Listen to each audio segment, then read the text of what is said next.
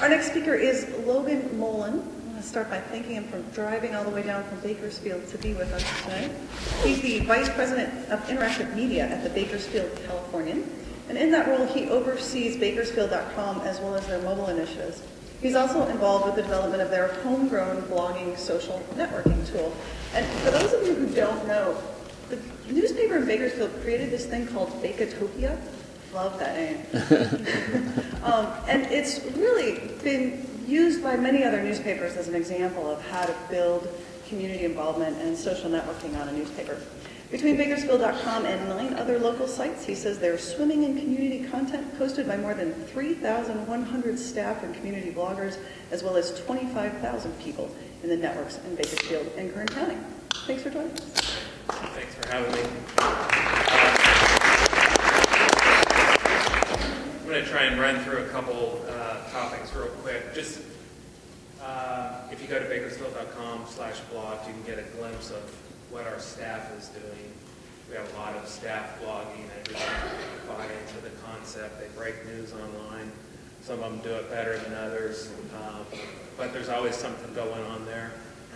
But we really believe in the power of community and having everyday folks in our market sharing our mission of covering the community and bringing diverse viewpoints to the table. So we have 9 local sites, and we've got thousands of blogs that add a lot to what we do. I want to talk in particular about Baketopia.com.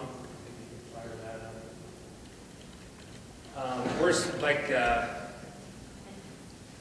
as was mentioned, we're swimming in content, but we're really struggling with how to pay the bills. And we've got a homegrown publishing platform and social networking, and it's really expensive to pull off.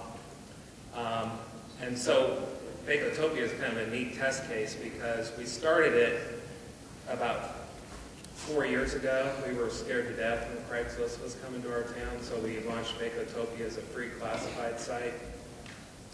And a funny thing happened. Our users went on there and said, hey, Craigslist is pretty good.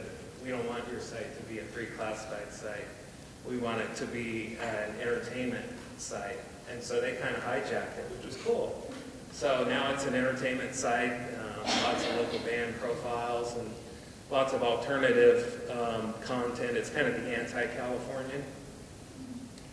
And so it's been really successful in broadening our market reach, but we struggled paying the bills and bringing in any kind of advertising online. So we went out and surveyed their businesses, and they said, this online thing, we don't know, but boy, if you had a print publication, it'd be great. So we rolled out this print publication in, I think it was April, and it's got an editor, but 90% of the content is created by everyday folks who just have a passion about something.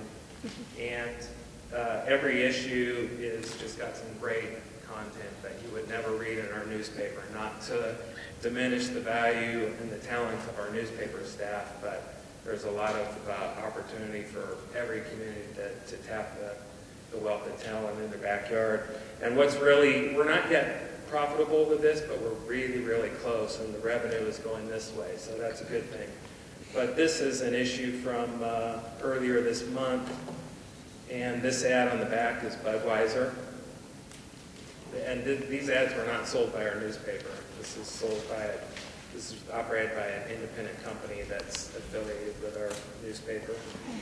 There's a Ford Flex ad here with tattoo theme to reach the different audience. So the lesson for us was print's not dead. Community content doesn't have to be online. It certainly is rich and dynamic online, and we would never let go of the website, but for a lot of people there's value in print, particularly with advertisers. So I'd encourage everybody to kind of think, hey, is there something I can do in my community that's rallying around a topic, whether it's geography or culture or entertainment or whatever, because there might be some money there for you. So So that's Bakotopia. I'm going to talk about kind of another thing we're tackling. If you go to frankcasting.com.